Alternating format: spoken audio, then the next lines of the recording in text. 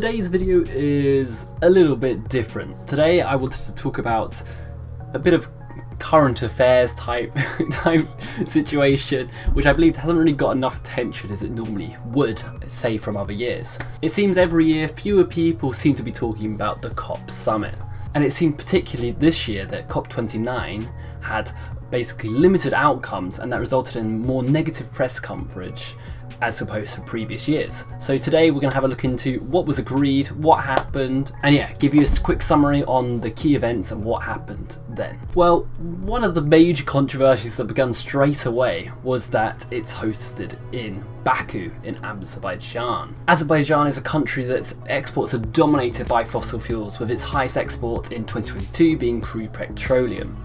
And it also probably doesn't help with the positive press when Azerbaijan's leader stated at the COP summit that oil and gas is a gift from the gods. Another major shift that should be considered as a factor for why the COP's publicity seemed to be a bit limited was it also happened at the time of the US election, or just in the immediate aftermath when the big deals were agreed. Trump's electoral victory has brought into slight question how much of a key player the US will be in the world's struggle against climate change. And when he does come into power in January, how committed Trump would actually be towards the agreed upon climate goals. Another interesting potential it raises is that the rise of China in terms of its influence at these conferences seems to be ever increasing.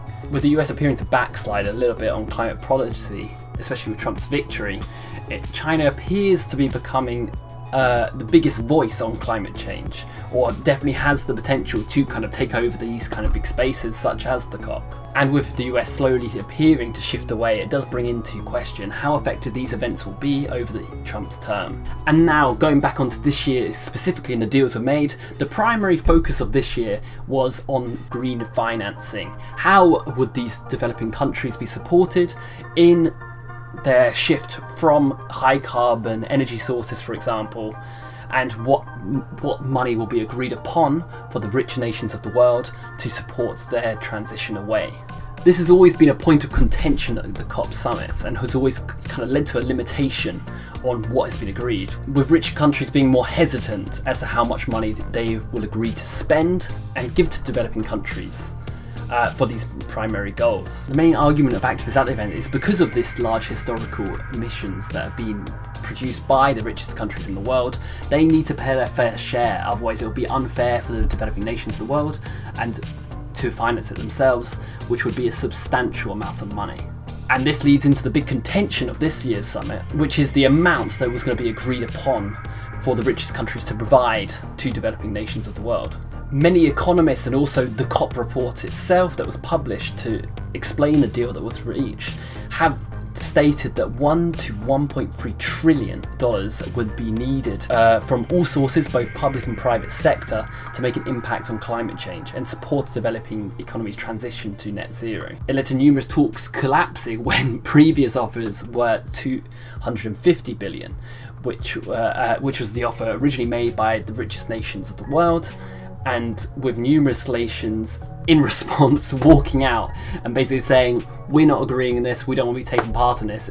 Clearly they believe their voices had not been heard by the richest nations, and that this goal of 1 to 1.3 trillion was not really being recognised by the richest nations of the world. Despite the divisions continuing, in the 11th hour of the actual conference itself, a major deal was struck. To summarise, it's not too different from the 250 billion that was previously stated and led to the big walkout from nations. Instead, what was agreed upon was $300 billion. This is a target that we set to aim to reach by 2035 to provide the developing nations the financing needed to transition to more green energy sources and combat the effects of climate change. So, what are the positives and negatives of this?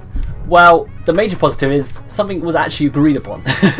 Despite all the walkouts that occurred during the conference itself, at least there was something that was agreed upon, even if it's not to the levels that is stated would be needed.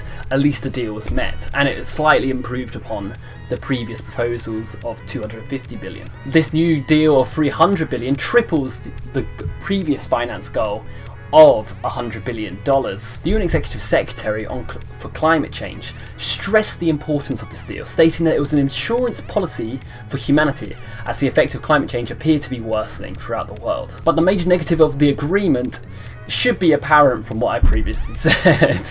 It's nowhere near the level that had been stated by experts that needed to be reached in order to mitigate effects and combat climate change. This led to numerous criticisms from the developing nations of the world. One of the major critics of this proposal was India. The delegation's representatives described what was agreed as nothing more than an optical illusion. To make matters worse, the official documentation that explained what was being agreed upon had basically stated that $1 to $1.3 trillion was still needed.